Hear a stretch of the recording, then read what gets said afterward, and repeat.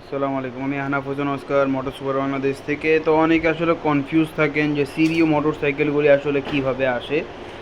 আসলে এই যে আমাদের কার্টুন এগুলি একটা জিনিসও আমাদের ফিটিং করা লাগে না, সব চায়নার ফ্যাক্টরি থেকে ফিটিং হয়ে আসে।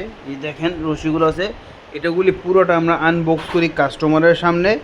যখন কাস্টমার যদি চায়, সে আমাদের অফিসে এসে নিজের হাতে আনবক্সিং করে এই গাড়িগুলো সে চুজ করে নিয়ে যেতে পারবে।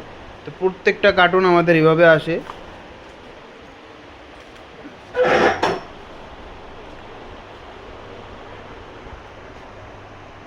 আপনি চাইলে আমাদের অফিস থেকে এসে চুজ করে নিজের হাতে আনবক্সিং করে গাড়িগুলো নিয়ে যেতে পারবেন।